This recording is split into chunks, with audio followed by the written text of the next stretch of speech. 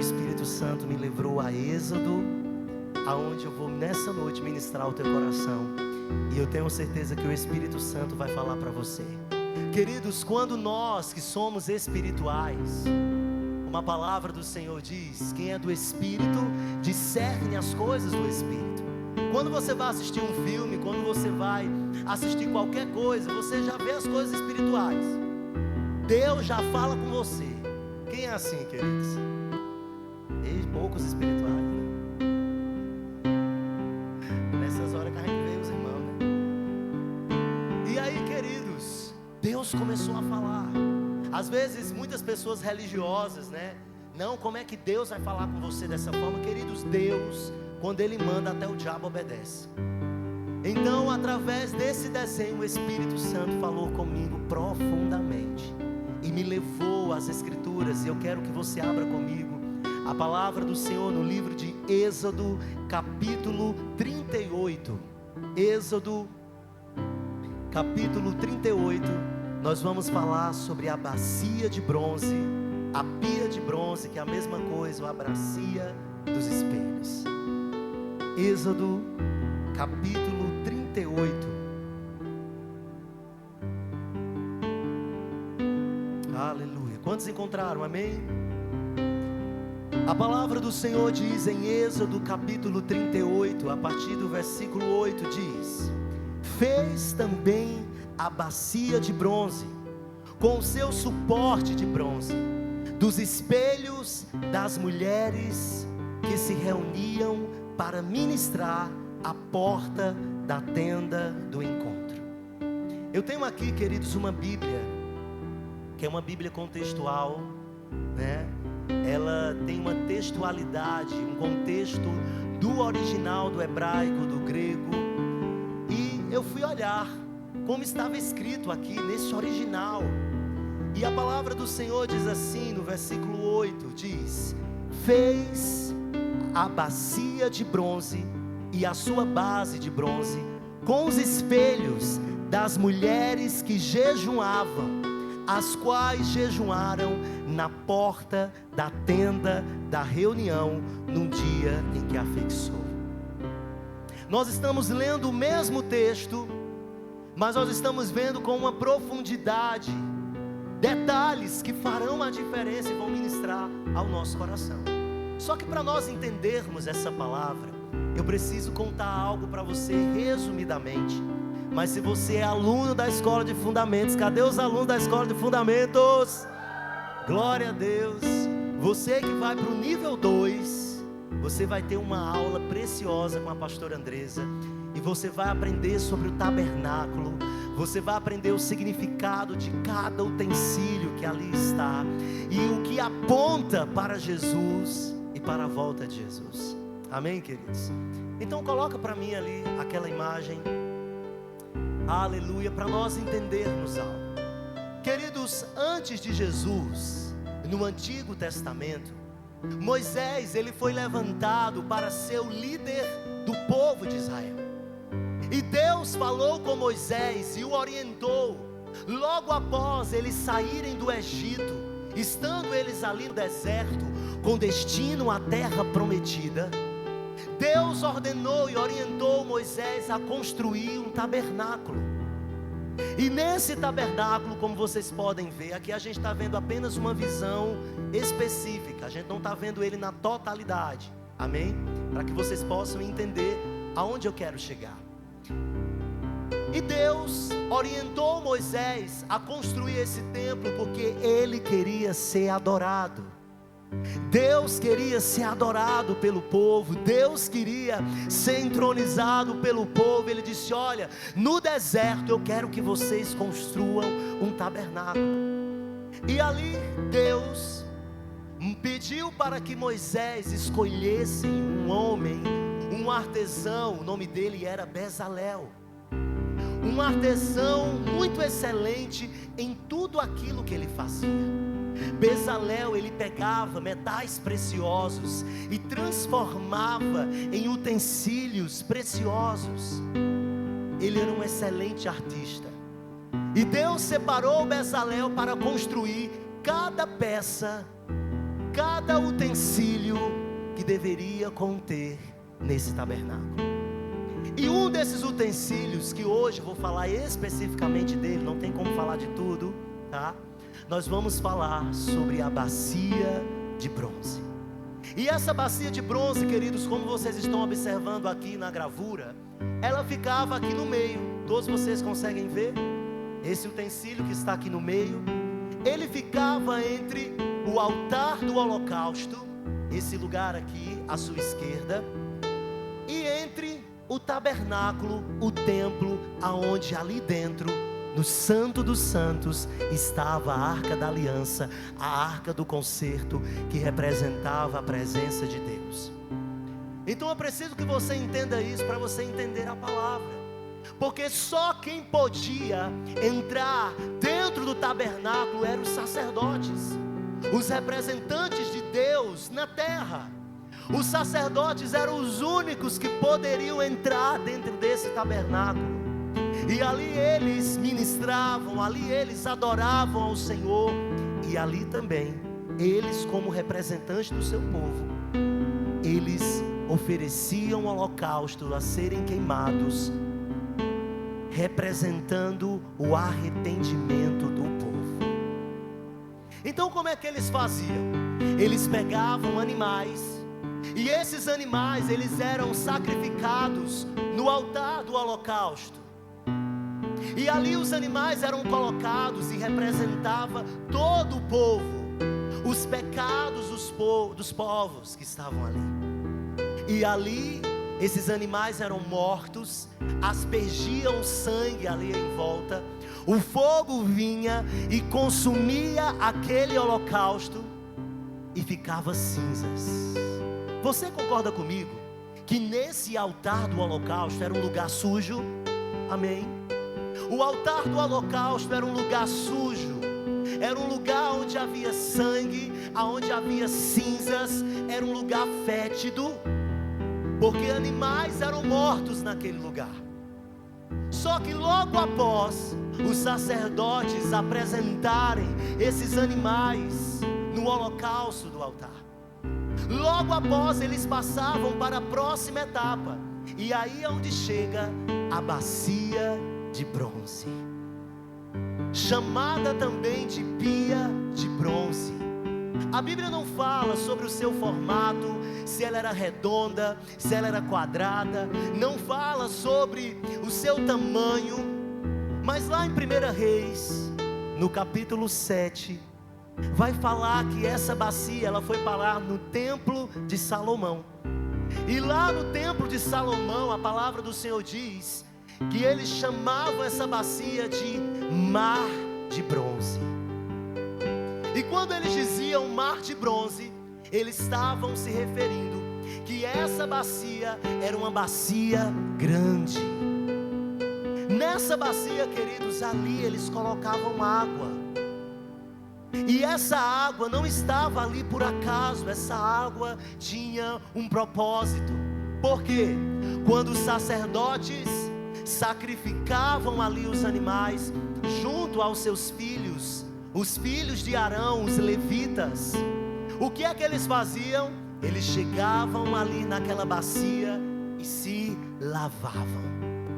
A Bíblia diz que eles lavavam as mãos e eles lavavam os pés. Era um ato de purificação.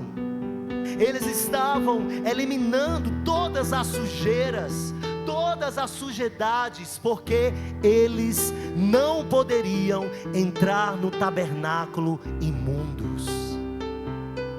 Eles tinham que entrar no tabernáculo, que era a próxima etapa. Coloca para mim, por favor, Rafael.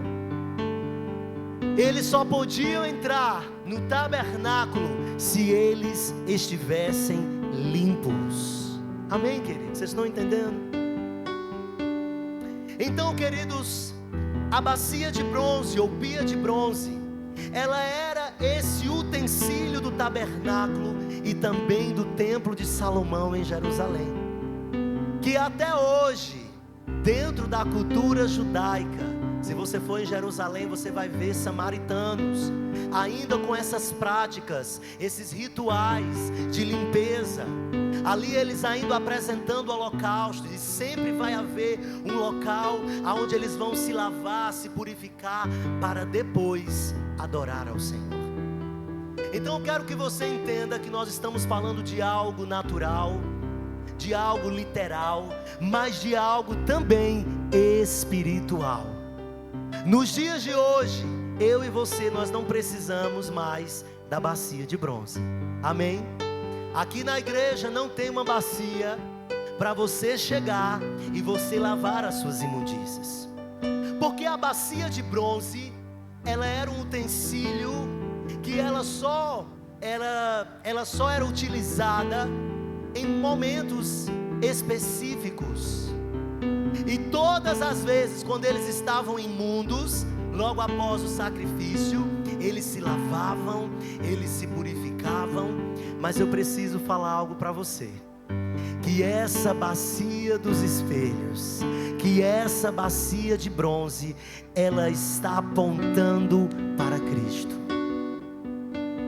Hoje, na nova aliança, no Novo Testamento, no sacrifício de Jesus Cristo, nós vamos encontrar não mais uma bacia, mas nós vamos encontrar a pessoa de Jesus, que morreu na cruz e derramou o seu sangue, e o seu sangue nos purifica de todo pecado.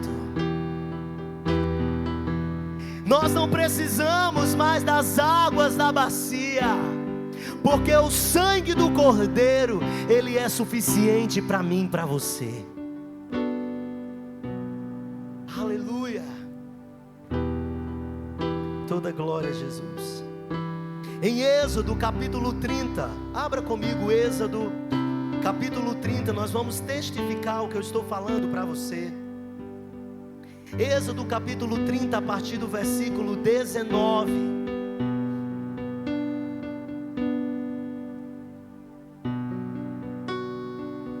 Vamos começar do 18, amém? A palavra do Senhor diz: faça também uma bacia de bronze, com seu suporte de bronze para lavar. Coloque-a entre a tenda do encontro e o altar, e ponha água dentro dela. Nela, Arão e os seus filhos lavarão as mãos e os pés. Quando entrarem na tenda do encontro, eles se lavarão com água, para que não morram. Também quando se aproximarem do altar para ministrar, para acender a oferta queimada ao Senhor, lavarão as mãos e os pés, para que não morram. E isto lhe será por estatuto perpétuo, a ele e a sua posteridade, através de suas gerações. Sabe, queridos, a palavra do Senhor está dizendo que quando Ele ordenou a construção dessa pia, essa pia ela tinha uma importância muito grande, porque se eles não se lavassem, se eles não se purificassem, eles iriam morrer. E a palavra do Senhor diz: olha, vocês não podem ministrar se vocês antes não se lavar. Vocês não podem apresentar adoração a mim se antes vocês não se purificarem. Então, desde a antiguidade até os dias de hoje, Deus, Ele quer que eu e você vivemos uma vida de santidade. Uma vida de santidade, uma vida ao qual nós estamos constantemente nos arrependendo diante do Senhor. Quando nós olhamos para essa bacia, queridos, nós vemos uma realidade espiritual. E que realidade espiritual é essa? Que essa lavagem era natural e literal, e essa lavagem da pia de bronze na antiguidade era repetitiva e ela era provisória. Mas hoje, nos nossos dias, mediante o sacrifício de Jesus Cristo, nós temos uma lavagem, uma purificação definitiva. Você pode dar uma glória a Deus? Queridos, essa lavagem definitiva, só quem pode fazer isso é o sangue do Cordeiro. Sabe, querido, Jesus Cristo, Ele conquistou para mim e para você a salvação. Nós somos salvos, e nós precisamos entender isso. Já foi conquistado na cruz do Calvário. Nós somos salvos. Mas eu preciso falar algo para você. Mas você precisa entender que não é porque eu e você um dia confessamos Jesus, não é porque um dia descemos nas águas, fomos batizados, nos tornamos uma nova criatura, que eu e você não precisamos de um processo pessoal chamado santificação diária. Porque ser salvo não significa que nos nossos dia após dia nós não estamos susceptíveis ao pecado. Olhe para quem está do seu lado e diga assim: você aceitou a Jesus, mas você continua sendo pecador. Você confessou Jesus, você se batizou, se tornou uma nova criatura, mas a Bíblia diz: aquele que está de pé, cuidado para que não caia. A palavra do Senhor é cheia de advertências, porque Ele sabe, queridos, que todos os dias nós somos tendenciosos. A palavra do Senhor diz: resisti ao diabo e ele fugirá de vós. Existem tentações diárias que batem na minha porta e que batem na sua porta. Não, mas eu sou crente, eu presto culto ao Senhor, jejum, adoro ao Senhor, eu oro, faço campanha, venho nas terças-feiras na madrugada, né? Mas deixa eu te dizer algo, queridos. Se você não tiver uma vida de santidade diária, tudo isso vão ser rituais religiosos. E nessa noite o Espírito Santo está te convidando à bacia dos espelhos. E agora você vai entender o mistério dessa bacia. Pastor, peraí, tem um negócio aí meio confuso. O Senhor disse que o nome dessa bacia é bacia de bronze. Mas nós lemos aqui no capítulo 38, no versículo 8, que Bezalel, quando ele foi construir essa bacia de bronze, ele pegou espelhos das mulheres que jejuavam na porta do templo do encontro. Então peraí, essa bacia é de vidro ou essa bacia é de bronze? Não sei se ficou essa dúvida em você. Mas quando eu estava lendo o texto, por isso que eu peguei minhas Bíblias, eu digo: peraí, calma, o negócio aqui deu um tilt, né? Peraí, ele disse que Bezalel, quando foi pegar materiais, metais preciosos, ele pegou o quê? Espelhos das mulheres que jejuavam na porta do templo. E ele está dizendo que essa bacia é de bronze. É bronze ou é vidro? Porque que eu saiba, espelho é vidro. Amém, queridos? Só que você precisa entender algo nessa noite.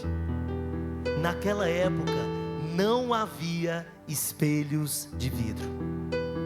Os espelhos que as mulheres utilizavam para ver a sua formosura ou as feiuras, elas usavam, queridos, o bronze polido. Quanto mais o bronze era polido, metais polidos, ali elas conseguiam ver a sua face. Quem aqui aria panela? Só as mulheres mais antigas, estou vendo aqui. E os homens mais antigos. Hoje de manhã eu estava dizendo, sabe o que? Eu vi só as mulheres mais adultas levantando a mão e as mais novas com a mão baixada. Eu fico imaginando as panelas dessas meninas, com aqueles grude preto, tem? Eu conheço mulher limpa pelas panelas. Eu não sei você. Agora eu não posso dizer isso não, porque quando chegar na casa do povo, as mulheres vão ficar tudo desesperadas, né? Mas queridos, eu analiso as panelas, porque quando uma panela está areada, que a gente se vê, é porque a pessoa é limpa.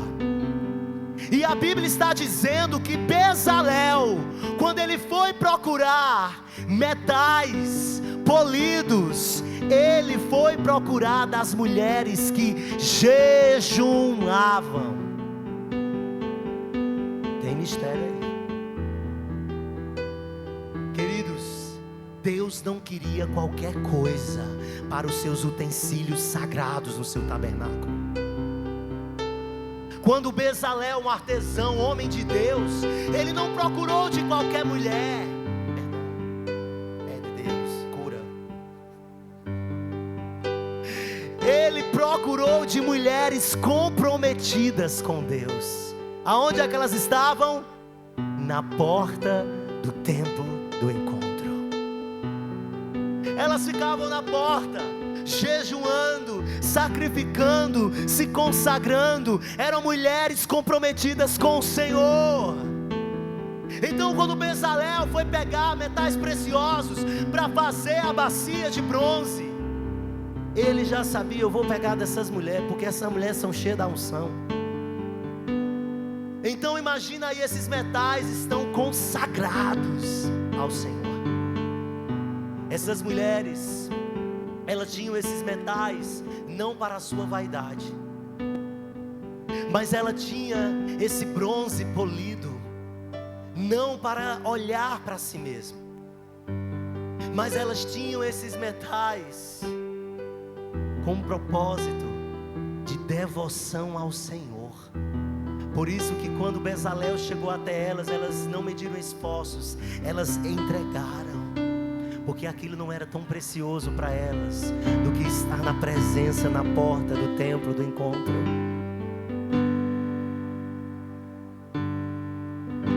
Se ele fosse buscar de outras mulheres vaidosas, provavelmente ela dizia: não, como é que eu vou me olhar? Como é que eu vou me arrumar? Como é que eu vou me enfeitar? Como é que eu vou baixar aquele batonzinho da Avon? Mas queridos, Deus sabe quem Ele procura. Deus sabe aonde encontrar metais preciosos e polidos. E essa bacia dos espelhos foi construída. E por que bacia dos espelhos? Porque, queridos, além dali dentro haver água, a água fala de transparência. A água é translúcida, é transparente, a água não tem cor.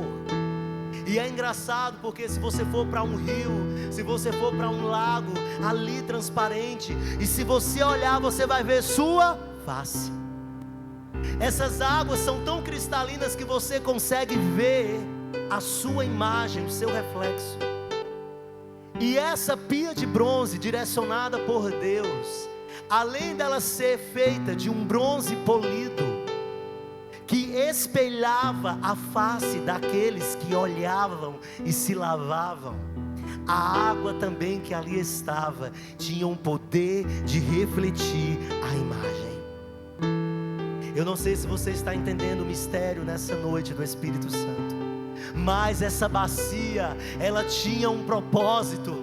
Ela tinha um propósito de purificação, de santificação. E queridos, todos os dias, eu e você como cristãos, não importa quanto tempo você tem de igreja, eu tenho 20 anos, 30 anos, 10 anos, eu sou um pastor, eu sou um líder ministerial. Deixa eu te dizer uma coisa, queridos, aí é nós mesmo que tem que passar nessa bacia todos os dias. Todos os dias a gente tem que estar indo lá, olhar nossa cara, orar as curubas, né? As curubas que aparecem na nossa mente e de coração. Eu e você podemos ter conquistado a salvação em Cristo Jesus, mas diariamente nós precisamos viver uma vida de confissão, uma vida de arrependimento, porque o pecado está batendo na nossa porta todos os dias. E aí nós ficamos imundos, nós ficamos sujos, e nós precisamos nos lavar, porque para entrar no Santo dos Santos, nós precisamos oferecer uma adoração genuína, uma adoração santa, uma adoração agradável a Ele. E o Senhor nessa noite está despertando a igreja, chamando a atenção da igreja para uma vida de santidade, uma vida de purificação, uma vida alinhada com a sua palavra. Ele está querendo dizer para você, meu filho, você precisa olhar para você mesmo e ver se tem algum caminho mau. E o Espírito Santo que está dentro de mim, dentro de você, Ele tem esse dom de nos alertar de quando o nosso caráter começa a ficar meio complicado, porque existe algumas sujeirinhas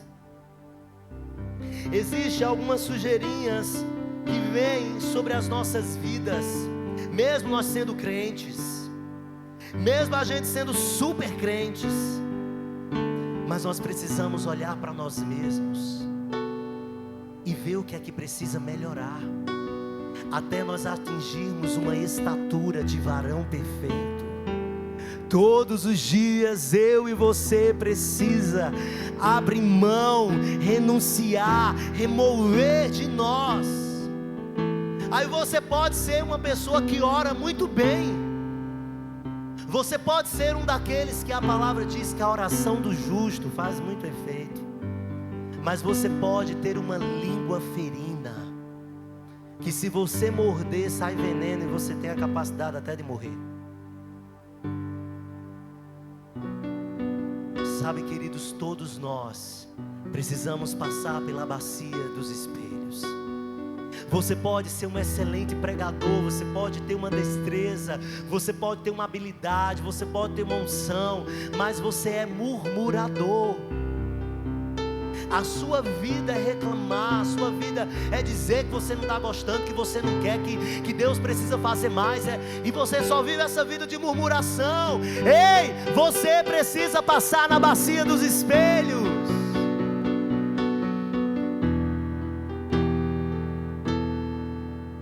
Sabe, queridos, você é crente, você hoje vai cear ao Senhor. O apóstolo Paulo, ele diz que nós precisamos discernir o corpo, que nós não podemos participar da ceia indignamente, de qualquer jeito, e nós levamos tudo com a barriga, a gente faz de todo jeito, nós não nos comprometemos com o Senhor, mas nós queremos adorar o Senhor, nós queremos entrar na tenda do tabernáculo, porque está na tenda do tabernáculo. Eita, menino, eu estou na tenda do tabernáculo, né? No Santo dos Santos. A gente quer a presença, a gente quer o Santo dos Santos, mas a gente pula a etapa. Coloca lá para mim de novo a imagem. O Espírito Santo, Ele quer falar algo com você. Não tem como você entrar no tabernáculo se você não passar pela bacia de bronze. Você pode até ter oferecido um holocausto, você pode até estar sacrificando, mas Deus não quer sacrifícios, Ele quer obediência. Hoje não é tempo mais viver de práticas religiosas, sacrifícios. Não, Ele quer uma vida de comunhão, uma vida genuína, de santidade com Ele. Não é pelo muito fazer, é pelo muito ser cristão de fato. E às vezes nós pulamos a etapa, a gente sacrifica e a gente já quer entrar no Santo dos Santos. Deixa eu te dizer uma coisa, Naquela época, quando os sacerdotes entravam de qualquer jeito, eles eram fulminados pela glória de Deus. Eles tinham que entrar purificados naquele lugar, sem sujeira. Eles tinham que entrar no Santo dos Santos, diante da arca do Senhor, da arca da aliança, puro, santo. E deixa eu te dizer uma coisa, ele estava representando toda a humanidade. Agora eu e você, nós não precisamos entrar em um tabernáculo como esse. A gente só precisa entrar no nosso quarto, fechar a porta, ter um tempo de intimidade com Ele, confessar os nossos pecados. Porque quando nós confessamos os nossos pecados eles são perdoados. Porque quando nós entramos nesse lugar de intimidade e nós buscamos a face dEle, como nós cantamos, buscar Tua face é preciso. Nós somos purificados de todas as mazelas humanas. Queridos, você vem na maioria das vezes. Eu quero dar alguns exemplos aqui. Não estou aqui falando, graças a Deus, nunca vi isso aqui na igreja, mas vou citar um exemplo. Às vezes você vem com a sua esposa dentro do carro e ali você está detonando sua esposa, engolindo sua esposa viva. E você está vindo para a casa do Senhor para adorar o Senhor, prestar culto ao Senhor. Aí você vem ali brigando dentro do carro, ó, cala sua boca, né? E aí quando você entra por aquela porta, aí tem um irmão com a camisa cheguei, né? Ali no trânsito e assim, a paz do Senhor, irmão. A paz do Senhor, glória, o culto vai ser poderoso hoje. Aí entra na igreja, aí vê o louvor, santo pra sempre. A pessoa já é,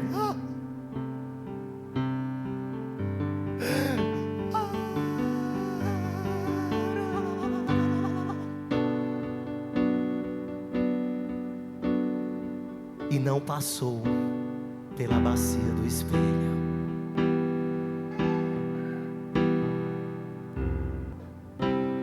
Nós precisamos passar por essa bacia, queridos. Quando eu estava vindo nessa manhã para cá, e eu falei ao Senhor, Senhor, eu preciso passar por essa bacia.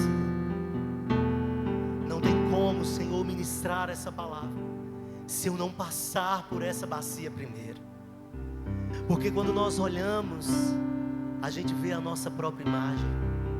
A Bíblia diz que o nosso rosto se aformoseia segundo está o nosso coração, conforme está o nosso coração. Só que tem pessoas que maqueiam o rosto, quer dar um de sulamita, vai tudo bem, né? Só que na verdade o coração está cheio de amargura, de rancor, de ódio. Aí quando chega na igreja, vê aquele irmão que não suporta, aí aquela praga passando, né? Rapaz, aí tem gente que não sabe nem fingir, vai aquela cara de falsidade. Sem vergonha, tem um ódio tão grande e ainda tem coragem de olhar na minha cara. Eu quero é que na hora da ceia ela venha com um negocinho de pão para perto de mim, que eu mando ela engolir esse pão. Essa pessoa não passou pela bacia do espelho. Sabe, queridos, a palavra do Senhor diz em Mateus capítulo 5, versículo 24. Eu quero falar aqui apenas algumas sujeirinhas que a gente suja. A palavra do Senhor diz, Mateus capítulo 5, versículo 24, ele disse: deixe diante do altar a sua oferta e vá primeiro reconciliar-se com seu irmão, então volte e faça a sua oferta. Em outras palavras, ele está dizendo o seguinte: eu não estou querendo uma ação religiosa, uma prática religiosa, porque para mim importa mais você estar de bem com seu irmão do que a sua oferta. Porque às vezes quando nós saímos do nosso lugar, nós queremos impressionar as pessoas. Eu estou ofertando, tem gente até que balança o envelope, o pastor veio, né? Tem gente que abre, quando vai ofertar R$100, aproveita que o envelope é branco, é meio transparente, bota aberto. Aí demora para botar no gasofilaço para ver que a nota está lá dentro. Queridos, eu estou falando isso para brincar, mas eu quero que você entenda que não é o muito fazer, é ser. Não adianta você chegar aqui, você ofertar o valor que você for ofertar, se você não estar de bem com seu irmão. E esse irmão não é apenas os irmãos da igreja, mas olha para essa pessoa que está do seu lado. Pode ser que essa pessoa que você está olhando agora seja o seu marido. Calma, Lana e Davi. Peraí, deixa eu voltar, né? Olhe, se não for seu marido, não olhe, para dizer que o pastor está fazendo casal na igreja. Tem gente que agora vai olhar lá para trás, em busca do amado. Mas, digamos que essa pessoa que está do seu lado é alguém que mora com você, que convive com você, seu irmão, sua irmã. Sabe, queridos, essa pessoa te conhece. Agora eu vou querer ir. Oh, meu Deus, me perdoe, minha gente. Vocês são bênçãos, né? Mas, para não achar que o pastor está fazendo casal na igreja. Uma coisa que eu quero que você entenda, queridos, é que para o Senhor muito mais importa a nossa relação do que as nossas práticas religiosas. Eu quero falar para você sobre outra atitude que está em Mateus capítulo 16, versículo 6, aonde nós vamos falar sobre o fermento dos fariseus. E a Bíblia diz: Jesus lhe disse: fiquem atentos e tenham cuidado com o fermento dos fariseus e dos saduceus. Esse fermento dos fariseus fala sobre pessoas religiosas, uma falsa religião, pessoas que vivem uma vida que, assim como os fariseus, que tinham conhecimento das leis, que ensinavam as leis, mas a sua vida era uma vida completamente distante do Senhor. Sabe, quando eu vi esse fermento dos fariseus, eu lembrei daquele povo que gosta de fermentar os corações dos outros. Aí a pessoa já está com um problema com o irmão, né? Aí disse: mulher, tu devia não falar mais com ela. Aí o telefone toca. Oi, mulher, vem aqui em casa. Eu fiz aqui uma lasanha. Quem é que tá aí? Fulana. Pô, não vou não. Vou não, porque o que é que eu vou fazer aí? Mulher, como é que tu convida essa mulher pra tua casa? Pô, eu não vou não, mulher. Na próxima vez a gente se encontra. Tá, liga o telefone. E a gente vai fermentando os corações. E a gente não entende que Jesus quer que nós andamos em comunhão com os irmãos. Mas aí quando é para orar, quando é para louvar, quando é para pregar, quando é para ser estrela, me dê o microfone que agora eu vou pregar a palavra do Senhor. Lá na cachaca, vem cá que eu vou orar agora, que o cão vai sair, vem. Eu quero te dizer qual autoridade você tem.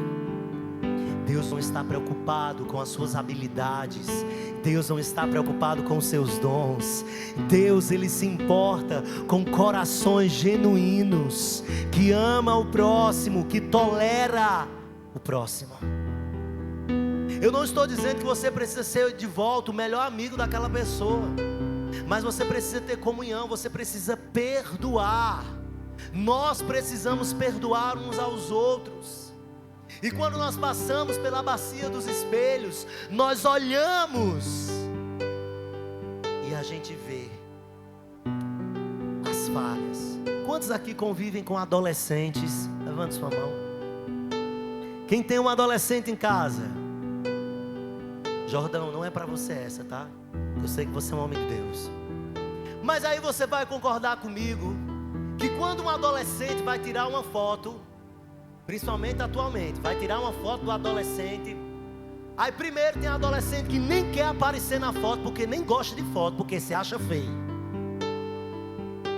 Eu mesmo era tão feio, era feio mesmo. Horroroso. Se você pegar minhas fotos, eu não sei como era que eu tinha coragem de tirar foto. E ainda tem gente que tem minhas fotos guardadas, nem eu tenho, o povo tem. Misericórdia. Aí quando o adolescente vai tirar foto, ele faz assim, ó. Ele vai tirar uma foto, né? Aí a primeira coisa que ele faz é...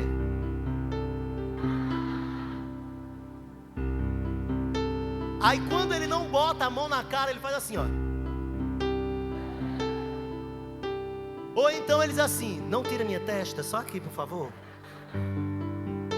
Ou então tem alguns que tem pastinha, quem é da época de pastinha? Pastinha, a franja, aí bota a franja na frente, né? Porque o adolescente, ele sempre está preocupado com a sua autoimagem. E de fato, queridos, quando na nossa adolescência, raramente a gente era bonito, era espinha, os dentes separados, né? Eu mesmo era horroroso. E quando eu usei o aparelho um dia abriu meu dedo. Eu fiquei com um buraco que passava uma colher de chá entre os dedos. E vinha para a escola. Horroroso, horroroso. Nada lembra. Eu era feio, meu gente, misericórdia. Mas deixa eu dizer para vocês, queridos, a gente vai passar por fases assim. Mas quando a gente se olha no espelho, a gente vê ali o que precisa reparar, o que precisa melhorar, um pé de galinha. Tem gente que já está preocupado com os pés de galinha, né? O pescoço começa a ficar flácido, né? Deixa eu dizer uma coisa para você, queridos. Nós precisamos passar por essa bacia dos espelhos. Porque agora, nesse exato momento, você que está ouvindo essa palavra, você não consegue se ver. Você está me vendo. Eu não consigo me ver. A gente precisa de um espelho para conseguir olhar para nós mesmos. Mas quando nós estamos diante do Senhor, não é só a nossa aparência, mas Ele vê no secreto. Ele vê lá dentro as impurezas. Ele vê o que o homem não vê. Ele não vê, queridos, você não vê, mas Ele vê. Ele vê aquilo que você tenta disfarçar, maquiar, mas Ele vê como está por dentro. E antes de você cear nessa noite, queridos, eu quero te convidar a passar pela bacia do espelho. Nós não temos uma bacia aqui física, nós nem precisamos disso. Mas eu estou falando espiritualmente. Você vai ter a oportunidade nessa noite, antes de estar à mesa com o Senhor, de olhar para dentro de si e dizer: poxa, eu preciso deixar de mentir. Porque nós conhecemos a verdade, mas da nossa boca saem tantas mentiras. E às vezes você diz que não é mentira. Não, eu estou omitindo, né? É porque se eu não mentir, aí o negócio vai ser problema. Deixa eu te dizer uma coisa, queridos. O pai da mentira é o diabo. E de mim você. Aí você diz assim, você está devendo uma pessoa. Aí a pessoa diz: eu vou aí na sua casa. Venha não, que eu estou na rua. Está lá dentro do banheiro. Pastor, mas eu precisei mentir. Queridos, não existe mentirinha branca. Você é um homem, você é uma mulher de Deus. Você precisa falar a verdade. Eu não sei, queridos, o que nesse exato momento, na tua mente, no teu coração, na tua alma saltou, do que você precisa melhorar ou abandonar e se arrepender. Mas o Senhor está te dando uma oportunidade nessa noite de correção. Você pode dizer um amém? frase aqui que eu coloquei. Diga assim comigo: eu não sou mais quem eu era. Você concorda com isso? Quando você lembra de como você era, né? Não, minha boca, eu só falava palavras torpes. Da minha boca saía palavrão, né? Eu não me controlava, né?